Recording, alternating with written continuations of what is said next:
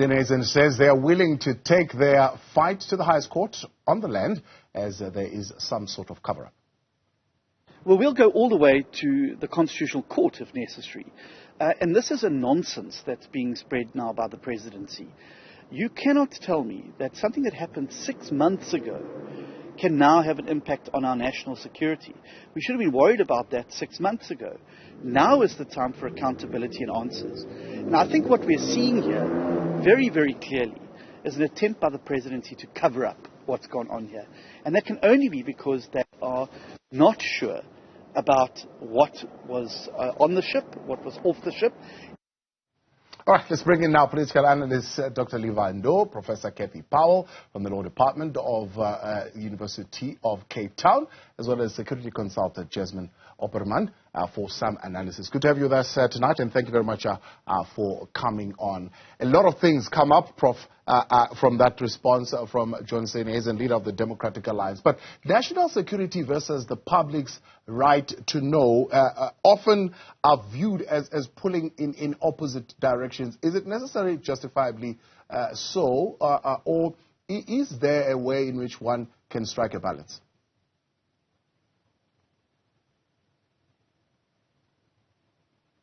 I would say that the Protection of Access to Public Information Act finds the balance in a court proceeding because it allows the government to refuse information on the basis of national defense or national security, but it allows such refusals to be challenged in a court of law, but the judge may not reveal information that is obtained through that process if the judge decides that the refusal was valid. And then the judge can also hold the proceedings in camera. So it's quite possible that if this does get challenged, the public still doesn't get access to it. The decision ends up being made by a court of law, though, rather than the executive in this case. Yeah. Dr. Ndou, politically, both at home and I suppose the political relations, when it comes to the global partners, this would be an embarrassing situation, I suppose, for President Cyril Ramaphosa, would it not? Good evening, Thabo. Good evening to my fellow panelists. Well, I think this is a matter that, as rightfully said, has been in the public domain for some time. And these are issues that are actually taking place when there has been a fight in Ukraine, which has taken some time, in which South Africa has actually denounced its stance about the invasion of one country by the other. But at a time when South Africa has been squeezed to take sides, South Africa has actually decided to stand on the fence. But as matter stands now, you have a situation where this matter has attracted a lot of interest, not only in South Africa, but also outside. We have had reports that there has been arms that South Africa has actually transported to Russia. My sense is that if you decide to appoint a commission of inquiry, maybe you should have just waited for the report to come out, and then you therefore come up with a clear determination whether the information is classified or not. But the point at hand is that South Africa has adopted the principle of openness, transparency, and accountability. And I think it is where, at a political level, political parties and ordinary citizens will love to know exactly what actually happened. Yeah. We are living in an era where there has been a lot of negativity that government has actually attracted that relates to matters of corruption and wrongdoing. And that is where I think those who love to know exactly what happened will use every little opportunity that they get to pressurize government to provide information, because they would still emphasize that this is a matter of public interest. Yeah. Jasmine, as far as principles that are guiding, I suppose, government and the rest of us in this particular space that have got to do with public interest versus national security, one of those principles says that in a democratic society, disclosure of information would not be necessary if that information would pose a real and identifiable risk of significant harm to a legitimate national security interest. Do you think the situation of arms that were shipped out of Simon's Town would fit that description? Good evening, Thabo, and good evening to my fellow panelists. You know, national security is being used left, right, and center by politicians at convenience. And if we look at the situation, Simon's Town Naval Base is a national key point. I can understand the confidentiality surrounding the naval base itself. If we are talking about Lady R and the arms, the government has to ask itself, what is the actual threat if we keep this under or keep this quiet? It is going to have dire consequences on our economic situation. I'm referring to grey listing as an example. It is going to enforce and inform perceptions on where we find ourselves and where international players find ourselves. And government must balance these questions to talk about a threat and keeping it concealed. I am of the opinion we are going to exaggerate the threat to the extent of direct diplomatic and economic implications. And hence, I believe in this situation we are in, transparency is the key word. It's interesting the panel is not allowed to interview and to talk to people. So what do they have to fall back on? A paper trail of 4 institutions that had to approve the arms, if the arms were loaded. Where are the manifest? Where's the paper trail? Yeah. So I think we're sitting with a situation of an internal threat of where people did not live up to what was expected of them. And the last thing we want now is a government keeping this quiet to conceal the missteps in this whole process, because clearly there was collusion at stake. No matter what was unloaded and offloaded, Lady R should never have entered Simon's, the naval base as a national key point. So for me, keeping it secret is going to create enormous risks beyond arms and beyond Ukraine. It is about South Africa's position and the economic implications thereof. Yeah. Professor Powell, I mean, the general principle guiding here initially says that there needs to be a well-articulated legal framework in South Africa that defines what is national security that would need to be aligned with international law. Do we have that, and what does it say? Well, we have the Promotion of Access to Information Act. I'm not au fait with all of our defense acts, so there may be a definition of national security that I am not familiar with. But generally the term is actually a little bit open and vague, because it is a call that has to be made by the president or somebody in the executive. For example, when a state of emergency is declared, it's also simply referred to as a state of national disaster, something that threatens the life of the nation. Now, I imagine for the access to information, the emergency need not be so dire and so immediate, because the cutoff time when an official can no longer claim there is a threat to national security is 20 years. So we're not looking at a state of emergency type situation. We're looking under PIA, the Promotion of Access to Information Act, we're looking at a situation where information about South Africa's military or South Africa's defense could get out, which could be misused. Or we're looking at information about South Africa's relationships with its allies, that's specifically included in PIA, that cannot get out because it could be misused by other parties. So as it stands, it's pretty vague. The only hope that we've got of a more principled approach to this is that a judge is meant to second guess it if the refusal is challenged. That's going to take time though, because there's a 30-day wait after you first apply for information under PIA. That can be extended by another 30 days. Then you have to appeal internally if it's refused, and only then can you go to court. So we're in for the long wait. And yes, conceivably, the president or the information officer to whom the request goes could simply keep saying that this is a matter of national security. So another principle, it says there's no exemption for any public authority. So no public authority, including the judiciary, the legislature, oversight institutions, intelligence agencies, and the armed forces, police, security agencies. It goes on, including heads of state, may be exempted from disclosure requirements. Does that mean then all these parties could certainly be challenged in court and their decisions be taken on review?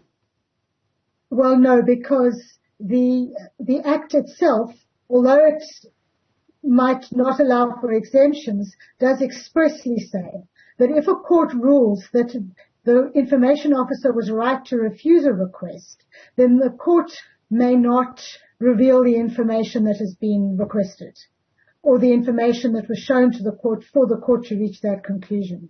So the Act is actually quite nifty about this. It says that the information officer, if we're dealing with a threat to national security, the information officer can refuse either to deny or confirm that such a document exists or that the information is available. And the judge may similarly not reveal whether the information even exists. Now, obviously, there's a report. We'll know that the report exists. Yeah. But the black hole that the Act does provide, which even the court has to respect, is quite broad. Dr. Ndou, if we look at this, I suppose, in the context of President Cyril Ramaphosa's administration, there are a number of matters that he has kept sealed and are still remaining sealed for a long time now. One would have been the sources of his CR17 funding that brought him into the presidency. There's the whole issue of the dollars that were found in his farm in Bilabela. And now here's another possible information that he would like to be kept sealed from the prying eyes of the public. How does that work for a president who really came on a ticket of openness and transparency and no corrupt business? Well, we have a situation in South Africa in which it is not wrong or illegal to have certain information not revealed, because that is actually being provided for by the laws that we have in the country. At a political level, even though you might be doing what is required by the law, you actually create a situation where ordinary citizens will develop a perception that it appears as if there are certain things that you're actually hiding that are of public interest. If now you make a reference to the two cases that you mentioned, that of the bank statements being sealed, that of the issues relating to Parapara, this actually creates a build-up and an unfortunate legacy attached to Ramaphosa and his administration. Whatever his administration or he would be doing might be legally correct, but it can have different interpretations, especially from ordinary citizens who actually receive this information raw as it is. I want to repeat the fact that I think it was quite early for the president to make an announcement that the information from the panel is actually going to remain classified even before the actual work could actually be completed. Because my sense is that they should have actually taken the matter to the independent classification review panel and therefore has to make a final determination whether the matter has to be kept classified or not. The fact of the matter is that South Africans are aware that there is a Lady R that actually left the South African shores, presumably with arms and heading to Russia. That raises a lot of questions to ordinary citizens. And whether you apply the law or the rules, the question mark and the big one will always remain whether indeed you are doing it in the interest of national security or are actually doing this in order to hide something from the South African public. Jasmine, let me come back to you and take you back to the Minister of Defense and Military Veterans appearing in Parliament, and she was asked about this. She says absolutely nothing was loaded, but she insists, of course, that the cargo ship's manifest is classified. But then she also goes on to say that the relationship between South Africa and the Russian army, or the South African army and the Russian army, predates any of the ships that would have docked there, at least in recent times. Could it be that that particular relationship in itself could release a lot of sensitive information that the minister and I suppose the president would not want for it to be out there?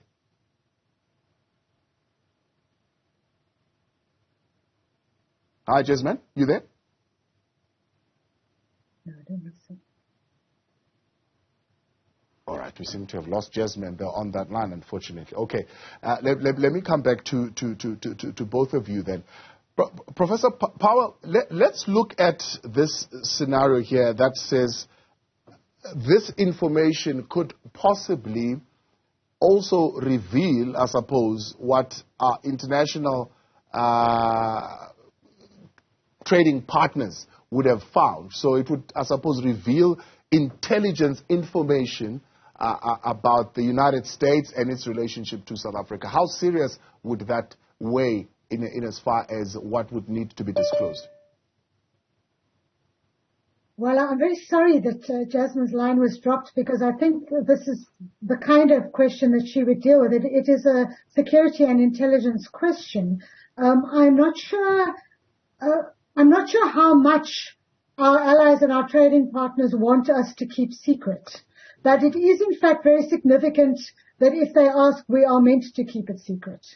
So there might possibly be information that in South Africa would not be considered shocking or of intelligence relevance or any of those things. But because our allies have informed South Africa and expect South Africa not to share that information, because of that alone, South Africa should keep the information secret. So I don't know how significant it would be, but you're alerting me to the fact that that's another one of the exceptions that that PIA provides for. Yeah. So I think it's a good point.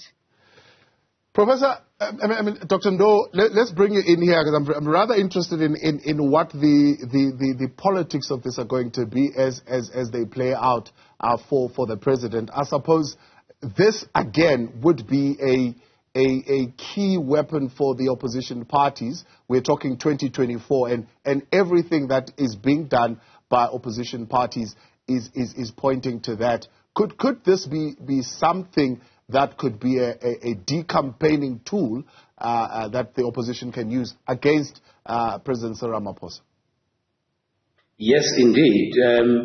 Whatever mistake or shortcomings that the ruling party or government could make has a potential to be used by the opposition parties against the government. But at the same time, I think it will be important to test the waters as to whether this is the matter that would gain sufficient support from all opposition parties in South Africa. Remember, there could be other political parties who are very sympathetic to Russia and who would love to see the relationship between South Africa and Russia intact. At the same time, you have other political parties who would stand onto this matter and talk more about accountability and transparency and paint a picture of a government that does not want to play open cards, that keeps secrets from ordinary citizens. So my view is that it will actually depend on the standpoints of the different political parties in South Africa. But either way, if you want to win elections, whatever mistakes that government commits, as an opposition party, you need to take advantage of that and capitalize on these mistakes in order for you to get more voice during the elections. Yeah. I think Jasmine is back with us. Jasmine, if you're there, I wanted to put this question to you. The minister said in Parliament that the relationship between the Russian army and the South African army predates her coming into this portfolio, but it also predates any order whatsoever that was on that ship that could have been delivered, the whole entire Lady R spectacle. And I was asking the question, could there be sensitive information that would exist, military intelligence between those two parties that would need to be protected here? And that could certainly justify why the president would want to keep this national security. Look, it's very difficult to explain and try and understand what happened with Lady R. Because there are various factors at play. Could it be that there was collusion within the Navy base and that certain arms were loaded? Could it be that ammunition was uploaded destined for Mozambique or even Port Sudan? We don't know. And the other option is that we cannot ignore with the extent of organized crime and arms smuggling in South Africa, that there was collusion with an organized crime syndicate in getting weapons out of the Navy base by means of Lady R. And the vessel has been identified as a suspect vessel. And these questions need to be answered. I'm struggling to understand why revealing that information to public will constitute a threat to national security. I do believe that being open and being honest in terms of what has happened there can only instill trust in government, in the institutions involved in the process of procurement and sales of arms. By keeping it a secret, more questions will be asked, not only political parties, but by many out there. And as South Africa has the right to make its own choice on its foreign policy, openness on what has happened there and subsequent actions will determine the impact on the security of our country. And here I want to agree with Dr. Ndou. We said, why not wait for the report before making any final decisions? For we do not know what it will contain. But the problem we're sitting with is the panel now, because of these decisions, are losing credibility irrespective of the final product being put on the table. Hence, in this case, there is a need for secrecy. If I look at the content, if I look at the objectives, if I look at the suspicions. And hence, my concern here is no matter the legal framework, the concept national security must be applied in an accountable manner by our government. What would be the only justifiable reason? Because the ANC insists that the cargo manifest should remain classified. I mean, obviously they know what's in that cargo manifest. That's why they would want to insist that it remains classified.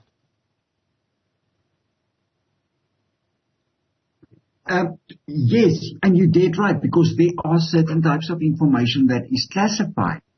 But then we had government officials that said they do not know where the manifest is, it has been misfiled. Now, where do we stand? What is the truth here? You cannot misfile these types of documents. That's electronic. Can you see where it is going to? It's more and more questions being raised about adherence to processes that's supposed to support national security. And herein lies our problem now. Because of the a sustained period of time where people are losing trust and confidence in our government, with impact on national security, this will just add to the basket of frustration. I don't think the Lady R issue per se itself will determine where people will vote or not vote. There are far more important things in South Africa at this point in time that influences the daily life of South Africans. Our foreign policy position towards Russia is clear. I'm not sure why we're seeking excuses. Let's not fall under pressure from any other global player, and where we should position ourselves. That doing that by doing that it has consequences. And one way of doing it is to stand up, state the facts, deal with the facts, implement the required measures, and then from there move on. Let's not get stuck in trying, or international players trying to force our global position. And I'm afraid secrecy is not the answer. Yeah. Prof. Powell, Jasmine brings a very interesting conversation for you. I hope you will be able to answer it. Are we not going to be moving into a space where the Democratic Alliance is forcing another arm of state to dictate to another arm of state what its foreign policy should be? And are courts geared towards addressing those issues? That's a very good question, because this is a separation of powers problem. Usually the executive decides foreign policy issues, and courts have on occasions refused to intervene in the interaction of our executive with a foreign executive. However, more recently, the Constitutional Court has been more, shall we call it proactive or even activist, in, for example, telling the South African executive that its attempt to withdraw from the SADC tribunal treaty was invalid, that they can't do that. And it gave a number of reasons, including human rights protections. So in other words, a very far-reaching claim to power over the executive acting in the foreign sphere. So I'd be interested to see this one come before our Constitutional Court. There is a lot of classical constitutional law saying that they should say, no, we're not going to look at this because it deals with the executive's interaction in the foreign sphere. But there's also more recent movements where our Constitutional Court has been prepared to intervene in South Africa's relationships with Zimbabwe, for example, and with SADC. Yeah. So let's see what they do. You're right that it becomes a major problem if, in effect, the court starts to run our foreign relations. Dr. Ndou, finally, as we wrap up, I suppose, as Professor Powell says, I suppose we can also look at the ICC's warrant of arrest and many other instances. It says something about where South Africa needs to be as far as our foreign policy is concerned, and this ambiguity that we are existing in needing to be cleared. Well, we've been the beneficiaries of an ambiguity in our foreign policy. And the situation in Ukraine now is providing us with an opportunity to be firm on our foreign policy position, stand firm, but also knowing the consequences thereof. And that is why at this stage, I think it is time that Dr. Pandor would actually have a lot of work to do in a ministry in ensuring that whatever policy, foreign policy directive we take should be very clear and also understanding very seriously the consequences thereof. It is within our own parameters to determine the direction that we need to take as a nation.